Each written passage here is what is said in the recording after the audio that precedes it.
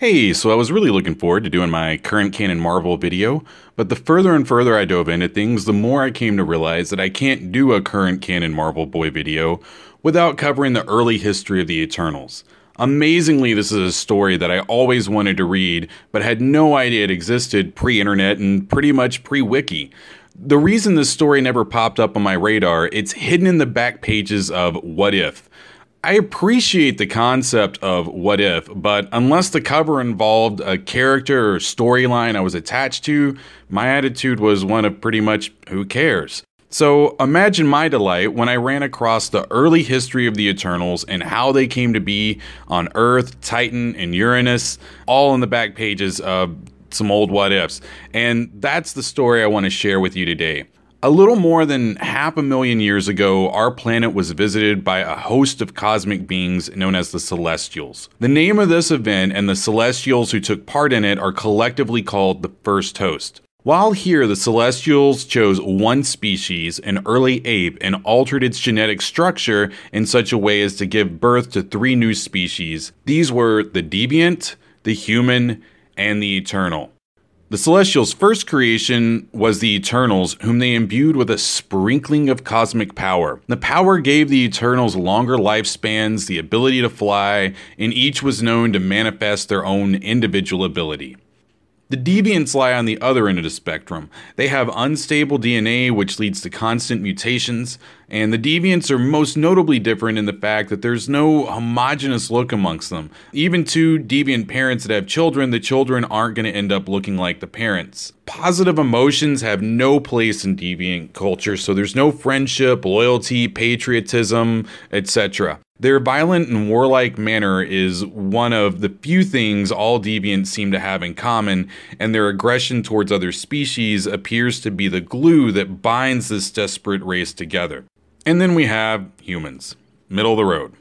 So, going back to the Eternals search the Earth for a home and decide to settle on top of the polar mountains in an attempt to sequester themselves away from life on Earth and meditate upon their destiny. They christened their city Titanos. The city of Titanos was completed, and soon afterwards, 2 of its respected leaders began to clash over the new direction their people should take. Uranos proposes that they use their superiority to conquer and subdue, while Kronos advocates for study and contemplation. In order to show that peace is the better option, Kronos decides to go to war.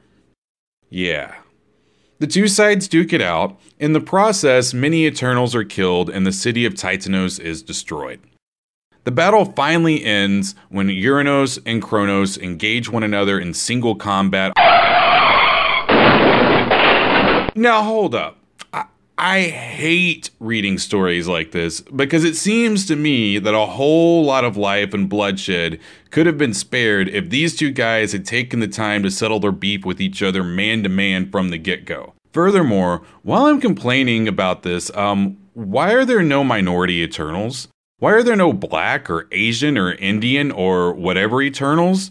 So you're telling me that the Celestials traveled from who knows where in outer space just to come down to Earth and make certain that there was a superior race of white man overlords? Just let it sink in. So yeah, Kronos wins the battle. He successfully proves that peace is mightier than conquering your opponent or something like that.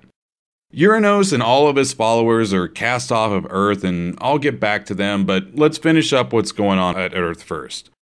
Titanos is rebuilt, and Kronos dedicates his life to the pursuit of knowledge. While probing the secrets of life in his lab, Kronos discovers the source of cosmic energy that makes the Eternals different from both the Deviants and the Humans. Unfortunately, as Kronos holds his life's work in his hands, the tube containing these concentrated forces shatters. The force of the explosion is felt throughout Titanos, and Kronos' body is thrown outward, disintegrating his physical form. Due to his proximity to the cosmic forces unleashed, Kronos doesn't die and becomes an intangible entity existing as one with the universe. The forces Kronos unleashed spread across the city of Titanos, granting immortality to each of the citizens it touched, and hence making them true Eternals. Kronos' sons, Zuras and Alars, are alarmed by the explosion they saw come from the direction of their father's lab, and they run to investigate. They find his lab in ruins, and as they enter, the head of Kronos appears to them as a spectral visage. He recounts his battle with Uranos and has his sons promise to rule wisely and without resorting to violence. They swear to uphold Kronos' standard of peace, and they leave to go and gather the rest of the Eternals together and tell them what has taken place and to choose a new leader. Before choosing a new leader, the Eternals rise to show their respect to Kronos by taking part in the ritual circle flight and circling around the sons of Kronos. It should be noted that this wasn't done in an attempt to form the Unimind, which I'll get to in just a second, but instead was done only as a sign of respect to Kronos and his sons. This should be seen as a cultural tradition akin to waiting in line to offer condolences to the family and seeing the casket at a funeral. Suddenly, both sons burst into a cosmic flame, which quickly spreads down their bodies, engulfing them and turning them into living energy. The rest of the Eternals are powerless to stop themselves as they fly into the flames. After all the Eternals have merged together, they turn into one giant collective communal organism wherein the mind of each individual becomes known to all. This giant superorganism is known as the Unimind. After an unspecified period of time, and once the Unimind has achieved unity, the Eternals emerge, changed by the new insights and knowledge. It has been decided that Zuras will lead the Eternals. Alars concedes that his ideas for the future of their people can't exist with those of his brothers.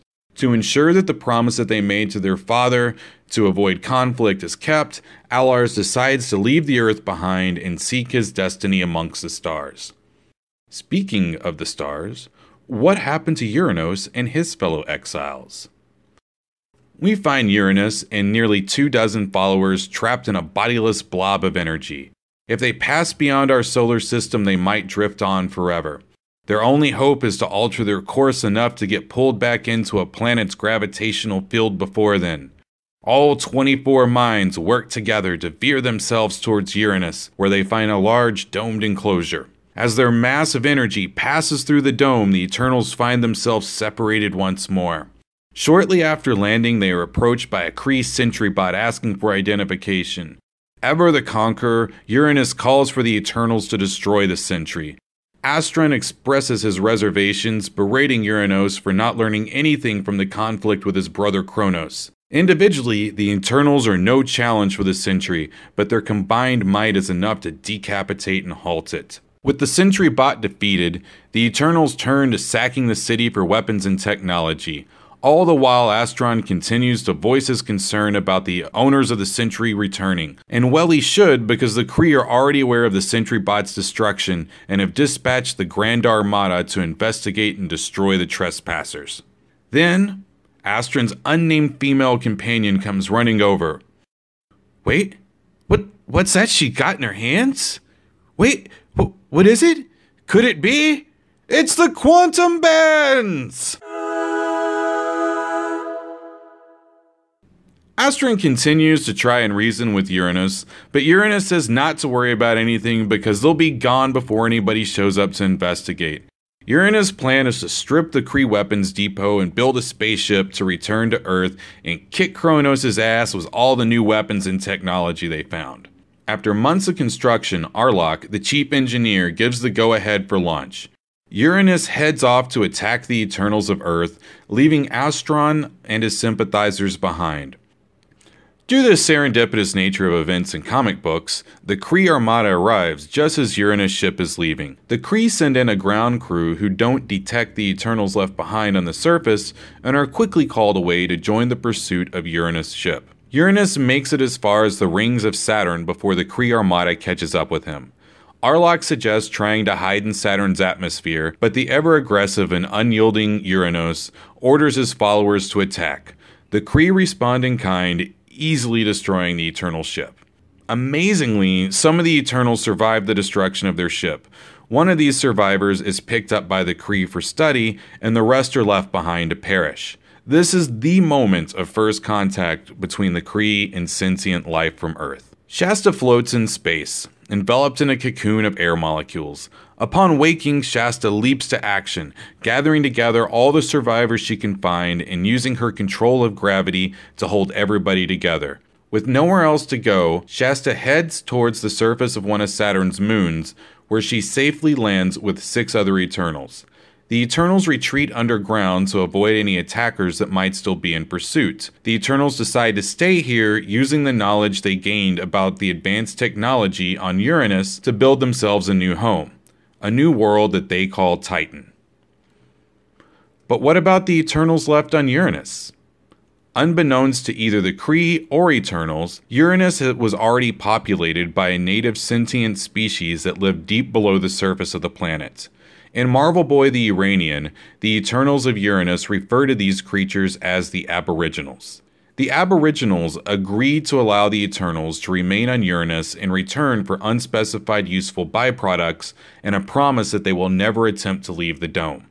This promise locks the Eternals of Uranus in isolation until Horace Grayson comes into radio contact with them in 1935. This means that the Eternals spent tens of thousands of years never being capable of leaving a 5-mile radius. Can you imagine how excited they must have been to finally come in contact with someone on Earth after all that time? To find out, watch my Marvel Boys series. Or, if you don't have time for all 3, just check out Marvel Boy Part 3, current canon through Secret Wars 2015, coming soon. It's always nice when people hit the buttons below. Thanks. I'm out.